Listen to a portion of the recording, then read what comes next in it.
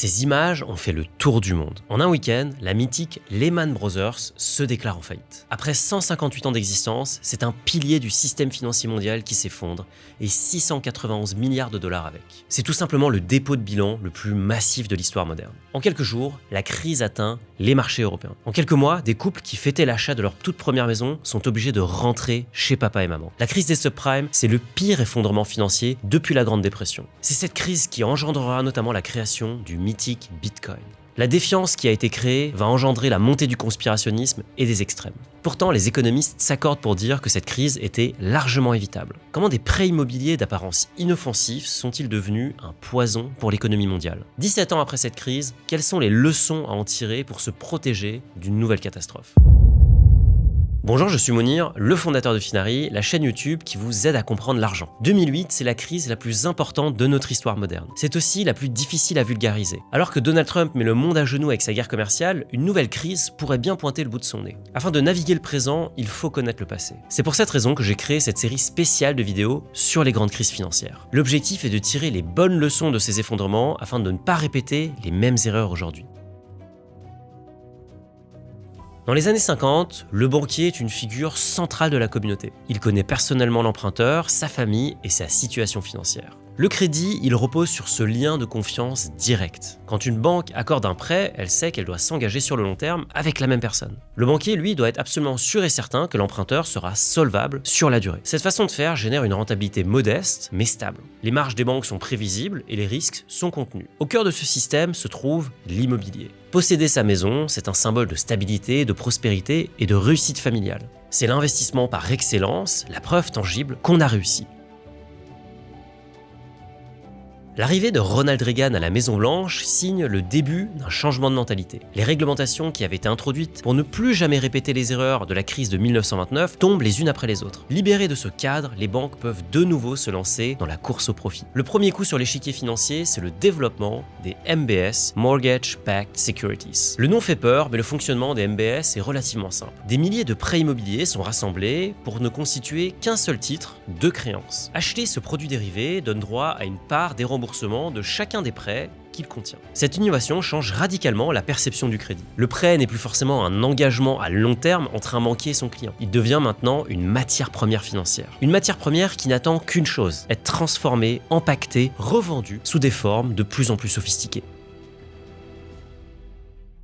Dans les années 90, le trader traditionnel, un commercial pendu à son téléphone, travaille maintenant main dans la main avec les meilleurs physiciens et mathématiciens. Issus des plus prestigieuses universités et débauchés à prix d'or, ils peuplent désormais les fameuses salles de marché. Dans les bureaux des grandes banques, ils utilisent la science pour développer leurs produits financiers de demain. Ces derniers deviennent si alambiqués qu'ils sont littéralement indéchiffrables. Face à cette sophistication extrême, les organismes qui encadrent la finance sont largués. Les dirigeants des banques, eux, approuvent maintenant des stratégies sans même réellement les comprendre. Mais tant que ça fonctionne, tout le monde ferme les yeux. En 1999, le dernier verrou qui empêchait la finance de réellement devenir le Far West saute. Après des années d'intense lobbying, Bill Clinton, le président, finit par céder. Il abroge le Glass-Steagall Act. Cette loi, c'est l'héritage le plus important de la Grande Dépression. À cette époque, des enquêtes ont clairement montré une chose, c'est la spéculation des banques qui a directement mené au terrible krach de 29. Celui-là même qui a mis le monde en banqueroute. Afin que cela ne se reproduise plus jamais, une décision est prise. Les banques de dépôt sont strictement séparées des banques d'investissement. Concrètement, les banques ne peuvent plus utiliser l'épargne des particuliers comme vous et moi pour leur activité spéculative. Mais après la décision du président Clinton, plus rien n'empêche la fusion des deux mondes. On assiste à la création de superbanques tentaculaires. On peut notamment citer Citigroup ou JP Morgan Chase. Toutes les activités financières regroupées sous un même toit. Avant d'aller plus loin, il faut savoir qu'aux États-Unis, comme ailleurs, les emprunteurs sont tous notés sur leur score de crédit. Le score FICO, l'un des plus utilisés, s'échelonne de 300 à 850 points. Au-delà de 720 points, l'emprunteur est considéré comme prime. Autrement dit, il est très fiable. Entre 620 et 720 points, l'emprunteur est Alt-A. Il présente des risques, mais ces derniers sont modérés. En dessous de 620, l'emprunteur est subprime. Son risque de défaut est élevé. Vous l'aurez compris, quand on parle des subprimes, ça veut tout simplement dire sous la meilleure qualité. L'erreur courante, c'est de croire que subprime, c'est le nom d'un crédit, mais pas du tout. Les subprimes, en réalité, ce sont les emprunteurs. Depuis des décennies, les crédits immobiliers n'étaient accordés qu'aux emprunteurs prime. Pour les nouvelles superbanques, le manque à gagner est évident. L'opportunité est d'autant plus renforcée par la politique d'ownership society qui prévaut à l'époque. L'administration du président Bush veut créer 5,5 millions de nouveaux propriétaires sur les 10 prochaines années. L'opportunité est trop alléchante. Débarrassés des ennuyeuses normes sur les prêts immobiliers, les superbanques engagent toutes leurs ressources afin de trouver un moyen de cibler les emprunteurs les moins solvables. Pour cela, elles créent toute une gamme de crédits de plus en plus fantaisistes. Parmi eux, les prêts ninja. No income, no job, no assets. Pas de revenus, pas d'emploi, pas de patrimoine, pas de problème. C'est validé. Les prêts teaser rates. Un taux d'intérêt ridiculement bas pendant 2 ans, puis une explosion des mensualités. Des prêts avec un remboursement du capital extrêmement différé. Ne rembourser que les intérêts pendant des années. Le capital, on verra plus tard. La question logique que vous allez vous poser, c'est comment les banques peuvent gagner de l'argent si les emprunteurs sont si risqués. Ne vous en faites pas, les banques ont pensé à tout. Entre 2002 et 2004, le marché des prêts subprime connaît une croissance exponentielle. Beaucoup de ces prêts étaient auto-qualifiés, c'est-à-dire que c'est l'emprunteur qui déclare lui-même ses revenus et son patrimoine. Les courtiers, qui touchaient leur commission à la signature et non au remboursement final du prêt, n'avaient aucun intérêt à aller vérifier ces informations. Pire, les courtiers poussaient agressivement ces crédits à des emprunteurs qu'ils savaient fondamentalement insolvables. Mais alors, pourquoi ça marche tout ça? Après la tempête de la bulle Internet, la bourse est devenue persona non grata. L'immobilier était alors l'investissement le plus demandé et de loin. Dans un marché immobilier en constante hausse, même un emprunteur insolvable peut s'en sortir. S'il n'arrive plus à rembourser son crédit, il peut toujours revendre son bien, rembourser son emprunt et même encaisser une plus-value. C'est le jackpot pour les banques. Entre 2002 et 2006, les prix de l'immobilier augmentent en moyenne de 12% chaque année. C'est cette hausse qui efface le risque lié à la solvabilité des emprunteurs. Plus les prix montent, plus les prêteurs sont confiants. Plus ils accordent de prêts risqués et plus la demande immobilière augmente. Plus la demande augmente, plus les prix montent. La formule est magique. Tant que cette tendance perdure, le château de cartes ne s'effondrera pas. Une affirmation audacieuse que personne ne semble remettre en question. L'architecture financière autour des prêts subprime est établie. C'est maintenant au tour des ingénieurs d'utiliser cette matière première afin de la rendre encore plus complexe, encore plus opaque et surtout encore plus profitable. Est-ce que vous vous rappelez des MBS? Ces derniers intègrent désormais des prêts subprime. Le problème, c'est que ça les rend plus risqués et donc plus difficiles à vendre. Les banques dégainent alors leur prochaine arme, la notation. La notation, c'est le label de confiance d'un produit financier. Elle est accordée par des agences spécialisées comme Standard & Poor's, aussi à l'origine du fameux S&P, Moody's ou encore Fitch. Les notes sont cruciales. Ces notes, elles déterminent le coût du capital d'une part, mais aussi le périmètre de distribution du produit. Elles vont aller de AAA à D. Le problème, les agences de notation sont directement payées par les banques qui créent les produits. Ensemble, elles trouvent un système astucieux afin de rehausser la note de leurs produits les plus risqués. Les MBS, qui sont déjà des prêts groupés, sont eux-mêmes à nouveau groupés dans un nouveau produit. Le CDO, ou aussi dette obligataire adossée à des créances. Le CDO, c'est un peu comme un ragoût. On y retrouve des tranches de MBS, mais aussi des prêts aux entreprises et des emprunts de cartes de crédit. Grâce à cette mécanique, on peut grouper des MBS à note faible et obtenir en sortie des CDO à note plus élevée. Et pour refourguer les CDO qui ont des notes encore trop faibles, les banques créent même des CDO au carré. Concrètement, vous achetez des tranches de plusieurs CDO. Il y a même des CDO au cube, à la puissance 4 ou encore à la puissance 5. Pour couronner l'édifice, un dernier instrument se hisse sur le devant de la scène, le CDS ou Credit Default Swap. Bliss Masters, une économiste et directrice de la stratégie chez JP Morgan, en est à l'origine en 1994. Le CDS permet de parier sur le défaut d'un prêt ou d'un MBS sans même le posséder. C'est comme si vous preniez une assurance incendie sur la maison de votre voisin en espérant qu'elle finira par brûler. La complexité du système atteint son paroxysme. On émet des CDS sur des CDO contenant des MBS douteux, eux-mêmes dérivés d'un prêt subprime. La structure n'a jamais été aussi opaque. La structure n'a jamais été aussi profitable. En 2006, les investisseurs étaient noyés dans la complexité et l'opacité des produits financiers. Même les dirigeants des banques ne comprenaient plus vraiment ce qu'ils vendaient. Si les investisseurs particuliers avaient eu accès à des outils de transparisation afin de visualiser clairement leur exposition au risque, l'histoire aurait peut-être été différente. C'est exactement ce que propose Finari aujourd'hui. Mon application vous permet de scanner l'intégralité de votre patrimoine et d'identifier immédiatement ses vulnérabilités. Le scanner de diversification géographique et sectorielle vous alerte en cas de concentration excessive. Le scanner de frais, lui, va détecter les coûts cachés de tous vos investissements qui sont, sur le long terme, un véritable poison pour votre patrimoine. Le scanner d'abonnement va détecter tous les paiements récurrents inutiles que vous pourriez économiser. Finari vous aide également à centraliser tout votre patrimoine au même endroit, à suivre votre performance et aussi à investir à frais réduits en assurance vie et en crypto-monnaie. À l'occasion de cette vidéo, j'ai créé le code SUBPRIME20 pour vous donner 20% de réduction sur notre abonnement Finari+. Vous bénéficiez de 14 jours d'essai gratuit afin de découvrir les outils qui vont vous aider à éviter la prochaine crise financière. Avec Finari, vous avez des outils afin de vous protéger contre les prochaines crises. Avec Finari, on remet de la transparence dans un monde opaque et complexe à comprendre, la finance.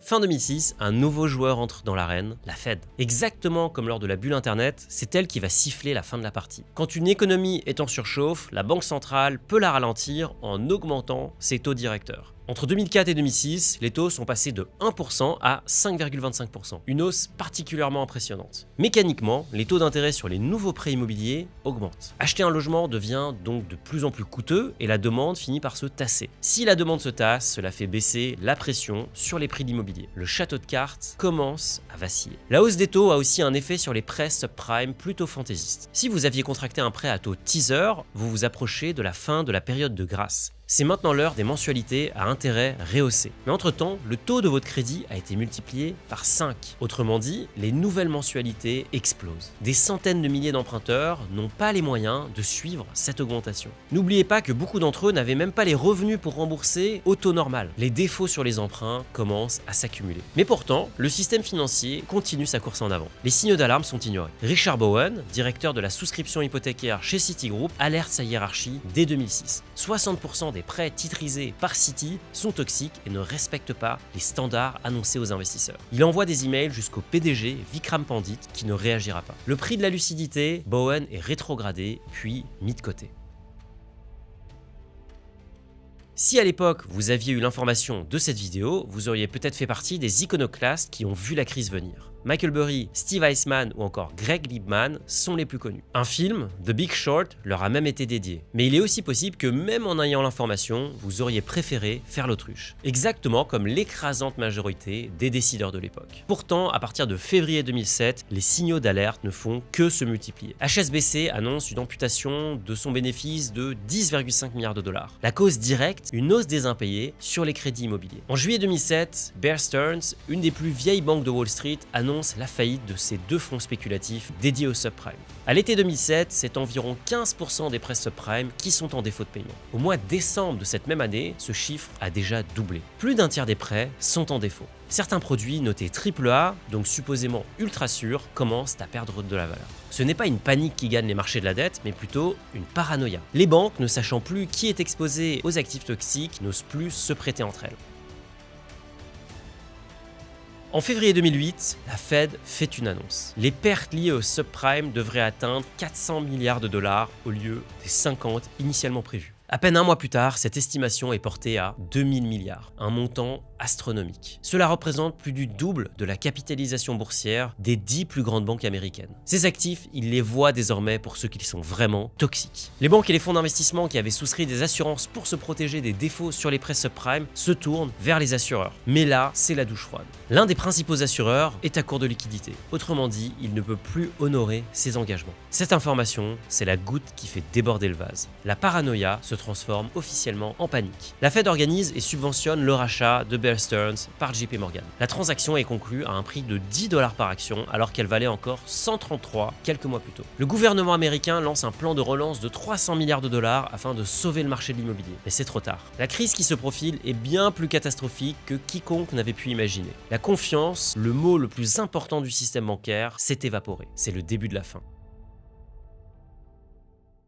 À l'ouverture, l'inimaginable se produit. Après 158 ans d'existence, Lehman Brothers se déclare en faillite. C'est un séisme sans précédent. La 4e plus grande banque de Wall Street vient de tomber. Avec l'effondrement de ce pilier de la finance mondiale, ce sont plus de 690 milliards de dollars d'actifs qui partent en fumée. C'est le plus grand dépôt de bilan de l'histoire. Contrairement aux attentes du marché, il n'y a pas de plan de sauvetage. Le gouvernement américain et la réserve fédérale ont laissé tomber Lehman. Ils refusent d'intervenir comme ils l'avaient fait pour Bear Stearns. On propose même le rachat à Warren Buffett, mais fidèle à lui-même, il a la sagesse de refuser catégoriquement. Conséquence, les actions des autres grandes banques s'effondrent. Morgan Stanley, moins 20%. JP Morgan, moins 10%. Goldman Sachs, moins 13%. Bank of America, moins 21%. Merrill Lynch a évité de justesse le même sort en étant racheté en urgence par Bank of America durant le week-end. Sur les écrans des salles de marché du monde entier, c'est un océan de rouge auquel font face les traders.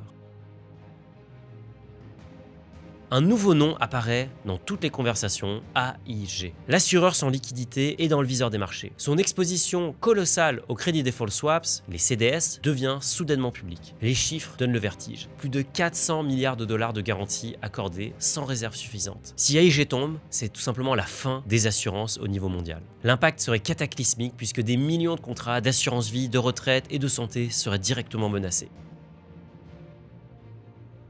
Les investisseurs institutionnels liquident frénétiquement tout ce qu'ils peuvent. Actions, obligations, matières premières, tous cherchent refuge dans les bons du trésor américain, considérés comme l'ultime valeur refuge. Le VIX, aussi surnommé l'indice de la peur, explose. Il atteint 31,7 points, le niveau le plus élevé de son histoire pour l'époque. Les chaînes d'information en continu diffusent des images qui font le tour du monde. Des employés de Lehman Brothers quittant le siège de la banque à Manhattan avec des cartons sous les bras. Ces banquiers, hier encore multimillionnaires, sont aujourd'hui au chômage. Sur les marchés européens aussi, les banques se sont effondrées tout au long de la journée.